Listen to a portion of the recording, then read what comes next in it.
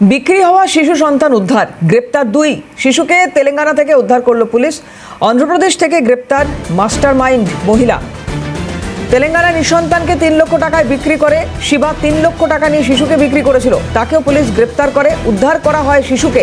Transit রিমান্ডে শিশু ও ধৃত দুজনকে আনা হয় শাসনে। অভাবের তাড়নায় 10 মাসের কন্যা সন্তানকে বিক্রি করা হয়। 50,000 টাকায় সন্তান বিক্রি করেছিল দত্তপুকুরের দম্পতি। পুলিশ সুপার কি বলছেন শুনবো। অন্ধ্রপ্রদেশের গুন্টুরে যাই, গুন্টুরে গিয়ে আমাদের টিম রেড করার পরে ওখান থেকে শিবা নায়ক বলে একজন সেকেন্ড মিডল ম্যান অ্যারেস্ট করি। আমরা দেখতে পাই বেশ কয়েক হাত ঘুরেছে বাচ্চাটা। আমরা সেখান থেকে যাই হচ্ছে গিয়ে নালগোন্ডা তেলেঙ্গানাতে গিয়ে সেখানে আমরা পি ইলাইহা নামক একজন পার্সনের কাছ থেকে বাচ্চাটাকে পাই।